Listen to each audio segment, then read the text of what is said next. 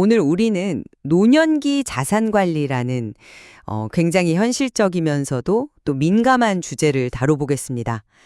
평생을 바쳐 모은 자산을 어떻게 지켜야 하는가? 많은 어르신들께서 내 돈은 내 눈으로 보고 또 손으로 만질 수 있어야 안심이 된다 하시면서 현금을 곁에 두는 걸 선호하시죠. 하지만 자료들을 보면요. 그 안전하다고 믿었던 현금이 곰팡이나 화재로 훼손되고 도난이나 분실로 사라지고 심지어는 예상치 못한 세금 문제까지 일으키는 그런 위험 요인이 되고 있습니다. 그래서 오늘 토론의 핵심 질문은 이겁니다. 노년의 자산을 안전하게 지키기 위해서 이제는 현금이라는 익숙하지만 불안정한 방식을 버리고 투명한 디지털 금융으로 전면 전환해야 하는가? 아니면 문제의 본질은 다른 곳에 있는가? 저는요, 현대 금융 시스템의 복잡성, 그리고 노년기에 필연적으로 찾아오는 신체적, 인지적 변화를 고려할 때 현금에 대한 과도한 의존은 자산의 위험에 빠뜨리는 구시대적 방식이라고 봅니다. 그래서 투명한 기록과 제도적 보호가 가능한 디지털 금융을 적극적으로 수용해야 한다. 이렇게 주장하겠습니다. 저는 그 관점에는 좀 동의하기가 어렵습니다. 문제의 본질을 현금이라는 그 매체 자체로 한정하는 건 현상을 너무 단순화해서 보는 거라고 생각하거든요. 섣부르게 디지털 전환을 강요하는 것은 어르신들께 오히려 새로운 형태의 불안과 위험을 안겨줄 뿐입니다. 핵심은 현금이냐 디지털이냐 이 선택의 문제가 아니라요.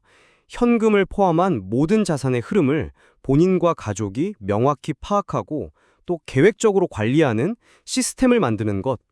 저는 이게 핵심이라고 반박하겠습니다. 이건 도구의 문제가 아니라 관리 철학의 문제입니다. 네. 그럼 제 입장을 구체적인 사례를 들어서 먼저 말씀드리겠습니다. 일단 현금을 보유하는 것은 그 자체로 통제 불가능한 물리적 위험에 자산을 그냥 고스란히 노출시키면 행위입니다. 자료에 나오는 76살 조순자 어르신 사례를 한번 보시죠. 5천만 원이라는 정말 큰 돈을 장롱에 보관했다가 습기랑 곰팡이 때문에 2천만 원이 넘는 돈을 잃었습니다. 이게 만약 은행에 있었다면 결코 일어나지 않았을 일이죠. 81살 김용수 어르신은 또 어떻습니까? 치매 초기 증상으로 장판 밑에 숨겨둔 3천만 원의 위치를 그냥 잊어버리셨습니다. 이건 단순히 개인의 실수를 넘어선다고 봅니다. 기억력 감퇴라는 건 노년에 찾아오는 자연스러운 변화인데 현금이라는 자산 형태는 이런 변화에 너무나도 정말 너무나도 취약합니다. 화재 위험은 또 어떻고요? 자료를 보니까 노인 가구의 화재 발생률이 다른 연령대보다 무려 1.8배나 높다고 합니다. 평생 모은 돈이 한순간에 잿더미가 될 수 있다는 뜻이잖아요. 더 나아가서 기록이 남지 않는 이 현금 거래는 제도적 혜택마저 앗아갑니다. 75살 오영자 어르신, 평생 현금만 고집하시다가 막상 큰 병으로 병원비 지출이 많았는데도 이걸 증명할 방법이 없어서 의료비 세액공지를 단 한 푼도 받지 못했습니다. 이 모든 사례가 가리키는 방향은 저는 명확하다고 봅니다. 현금 의존을 줄이고 모든 거래가 투명하게 기록되고 또 예금자보법 같은 제도적 울타리 안에서 보호받는 디지털 금융으로 전환하는 것. 이것만이 이러한 다층적인 위험을 근본적으로 차단하는 유일하고 합리적인 길입니다. 적 취약점 분명히 보여주죠. 하지만 문제의 원인을 현금 그 자체로만 돌리는 것은 핵심을 좀 비껴가는 거라고 생각합니다. 저는 진짜 문제가 관리와 기록의 부재, 그리고 금융 시스템에 대한 아주 깊은 불신에 있다고 보거든요. 자료에 나오는 83살 장호 어르신 사례가 이걸 아주 상징적으로 보여줍니다. 고작 생활비 300만 원을 인출했을 뿐인데 은행에서 확인 전화 한 통 왔다고 세무조사 받을까봐 전전긍긍하셨다는 거 아닙니까? 이게 단순히 한 개인의 과민 반응이 아니라 고령층이 금융기관이나 세무당국을 얼마나 불투명하고 잠재적인 위협으로 인식하는지 그걸 드러내는 단면이거든요. 이런 심리적 장벽이 있는 상황에서 무작정 디지털이 안전하니까 따르세요 라고 말하는 건 또 다른 형태의 폭력일 수 있습니다. 해결책은 현금을 악마화하고 없애는 게 아니라 현금 사용을 설명 가능하게 만드는 겁니다. 자료에서 재정 컨설턴트가 조언했듯이 은행 창구에서 인출 목적을 명확히 밝히고 병원비나 경조사비처럼 큰 돈이 나갔다면 관련 영수증을 최소 5년 이상 보관하는 습관, 이게 중요합니다. 세무당국이 실제로 문제 삼는 건 고액 현금 자체가 아니잖아요. 자금 출처 조사를 피하려고 의도적으로 990만 원씩 인출하는 소위 쪼개기 인출 같은 행위입니다. 즉, 매체의 문제가 아니라 사용자의 의도와 금융 습관이 문제라는 명백한 증거죠. 그 말씀은 결국 어르신 개개인의 아주 철저한 기록벌리 능력에 모든 책임을 지우는 것처럼 들립니다. 하지만 노년기에는 그런 꼼꼼함을 유지하기가 아시다시피 현실적으로 어렵지 않습니까? 바로 그 지점에서 시스템의 도움이 필요한 겁니다. 내가 직접 보고 만질 수 있어야 안심된다. 이 믿음은 사실상 위험한 착각에 가깝습니다. 디지털 계좌는 은행의 보안 시스템과 예금자 보호법이라는 이중 삼중의 보호를 받지만 집안의 현금은 아무런 보호장치가 없어요. 심지어 은행 창구에서 발생하는 위험, 예를 들어서 은행원이 어르신 나이에 딱 맞는 상품입니다 하면서 고위험 푼드를 권유하는 상황을 한번 가정해보죠. 만약 현금으로 거래했다, 아무런 증거가 남지 않습니다. 하지만 계좌이체를 통해 거래했다면 그 투명한 기록이 나중에 부당함을 주장하고 피해를 구제받을 수 있는 결정적인 근거가 됩니다. 현금은 이런 제도적 보호의 사각지대에 놓여 있는 셈이죠. 상당히 설득력 있는 주장이십니다. 다만 그 주장은 디지털 금융이 가진 새로운 위험, 특히 그 심리적 취약점을 파고드는 범죄를 완전히 간과하고 있는 건 아닐까요? 보이스피싱, 스미싱 같은 금융사기요. 이거야말로 디지털 환경에 익숙하지 않고 사회적으로 고립되기 쉬운 노년층을 집중적으로 노리는 아주 심각한 위협입니다. 경찰청 통계만 봐도 60대 이상 고령층의 피해액이 계속해서 늘고 있어요. 중요한 건 이런 범죄는 단순히 기술을 몰라서 당하는 게 아니라는 점입니다. 자녀를 사칭하면서 감정에 호소하거나 검찰을 사칭해서 공포심을 유발하는 등 심리를 교묘하게 이용하거든요.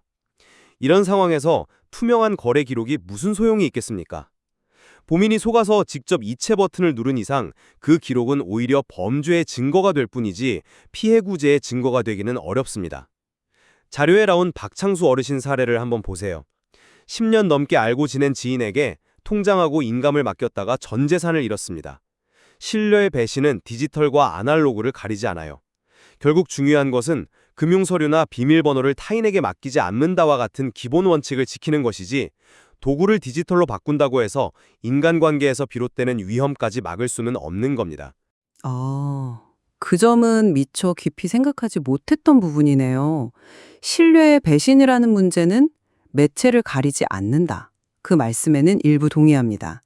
하지만 바로 그렇기 때문에 자산 관리의 투명성과 효율성을 시스템적으로 확보하는 게 더욱 중요해지는 겁니다.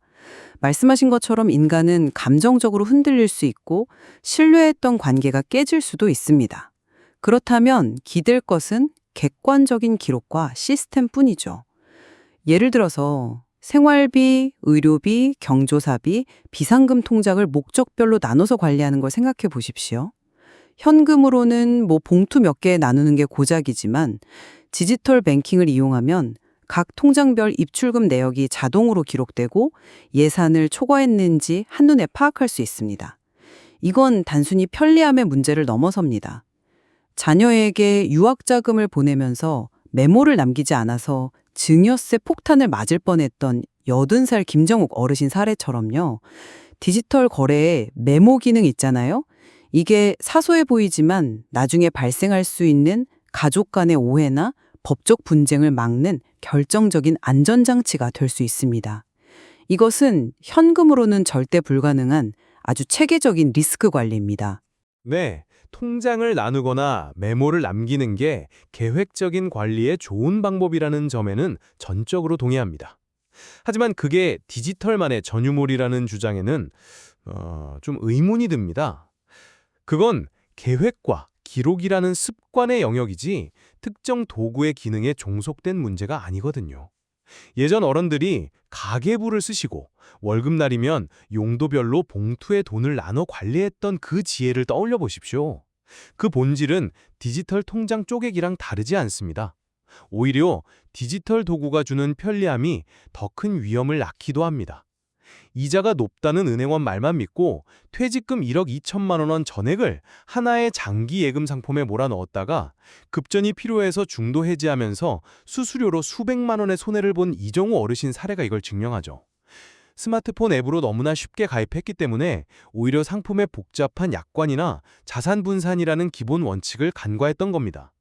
만약에 그 돈이 현금이었다면 그 큰 돈을 한 곳에 몰아넣기 전에 한 번 더 고민하지 않았을까요? 결국 도구가 아니라 금융 원칙에 대한 이해와 실행이 핵심이라는 겁니다. 바로 그 지점이 이 문제의 가장 어려운 지점이라고 생각합니다. 금융 원칙에 대한 이해, 그러니까 금융 리터러시가 부족할수록 오히려 충동적인 현금 인출이나 잘못된 디지털 상품 가입에 취약해지는 악순환이 발생하거든요. 그렇다면 해결책은 무엇일까요? 저는 어르신들이 아이고 나는 어려워서 못한다는 태도에서 벗어나서 시대의 변화를 수용하고 새로운 도구를 배우려는 노력이 필요하다고 봅니다. 최근에는 은행이나 지자체에서 고령층 맞춤형 디지털 금융 교육을 무료로 확대하고 있잖아요. 키오스크 사용법부터 스마트폰 뱅킹 앱 설치, 이체 방법까지 차근차근 알려줍니다. 이러한 교육을 통해 디지털 활용 능력을 키우는 것은 단순히 편리함을 얻는 걸 넘어서 불필요한 은행 방문을 줄이고 창고에서 오늘 안 하시면 손해입니다 하는 식의 충동적인 영업에 휘말릴 위험 자체를 원천적으로 차단하는 아주 능동적인 자기방어 수단이 될 수 있습니다. 자신의 자산을 지키기 위한 최소한의 학습은 이제 선택이 아닌 필수라고 생각합니다. 모든 노년층이 교육만으로 디지털 금융에 완벽히 적응할 수 있다는 전제는 너무 이상적이고 현실과 좀 떨어져 있습니다. 개인마다 다른 신체적, 인지적 한계는 분명히 존재합니다. 시력이 나빠서 작은 스마트폰 화면을 보기 어렵거나 복잡한 인증 절차를 따라가기 힘든 분들에게 노력이 부족하다고 말할 수는 없는 노릇이죠. 저는 더 현실적인 대안, 그러니까 기존의 익숙한 방식을 유지하되 안전장치를 보강하는 그런 하이브리드 모델에 주목해야 한다고 봅니다. 자료에서 제시된 공동명의 계좌나 법적인 후견 제도가 좋은 예입니다. 뇌경색으로 갑자기 쓰러진 김철호 어르신이 아들과 만들어둔 공동명의 통장 덕분에 즉시 수술비를 인출할 수 있었던 사례를 보십시오. 만약 모든 자산이 어르신 단독 명의의 디지털 계좌에 꽁꽁 묶여 있었다면 위임 절차를 밟느라 골든타임을 놓쳤을지도 모릅니다. 이것은 무조건적인 디지털 전환보다 신뢰하는 가족과 함께 관리하는 아날로그적인 신뢰 시스템을 현대 금융제도 안에 접목하는 것이 훨씬 안전하고 현실적일 수 있다는 걸 보여줍니다. 급진적인 변화보다는 점진적인 보완이 필요한 시점입니다. 종합해 보겠습니다. 노년기 자산 관리를 위협하는 가장 큰 적은 화재나 도난 같은 예측 불가능한 물리적 사고, 그리고 기억력 감퇴와 같은 인간의 인지적 한계에서 비롯된 불투명한 거래 기록입니다. 따라서 저는 현금 의존도를 점진적으로 줄이고 모든 거래 내역이 자동으로 기록되어서 법적, 제도적으로 보호받는 현대 금융 시스템을 적극적으로 활용하는 것. 이것이 이러한 근본적인 위험을 차단하는 가장 이성적이고 확실한 길이라고 다시 한번 강조하고 싶습니다. 그것이 자신의 자산을 지키는 것을 넘어서 미래에 발생할 수 있는 가족 간의 분쟁까지 예방하는 책임감 있는 자세일 겁니다. 저는 현금이냐 디지털이냐는 이분법적 프레임에서 벗어나야 한다고 생각합니다. 문제의 핵심은 모든 금융활동에 계획, 기록, 그리고 소통이라는 이 세 가지 원칙을 적용하는 것입니다. 현금의 필요성을 인정하되 사용할 때는 목적과 증빙을 남겨서 투명하게 만들고 디지털 도구는 이러한 기록과 계획을 보조하는 수단으로 현명하게 활용해야 합니다. 그리고 이 모든 과정을 신뢰하는 가족과 공유하면서 공동의 관리 시스템을 만들어 나가는 것이 중요합니다. 결국 자신에게 맞는 안전한 시스템을 구축하는 것, 그것이 특정 도구에 맹목적으로 의존하는 것보다 훨씬 더 중요합니다. 네. 결국 노년의 자산을 지키는 것은 단순히 돈을 어디에 두느냐는 그런 기술적인 문제를 넘어서 자신의 금융 활동을 얼마나 주도적으로 계획하고 투명하게 관리하며 또 변화하는 세상과 사랑하는 가족과 어떻게 소통하느냐에 달려있는 것 같습니다. 오늘 논의된 현금의 위험성과 디지털의 가능성, 그리고 그 모든 것을 아우르는 관리 철학에 대한 다양한 관점들이 여러분 각자의 상황에 맞는 최적의 자산 관리 전략을 세우는데 깊이 있는 출발점이 되기를 바랍니다. 더 디베이트 여기서 마치겠습니다.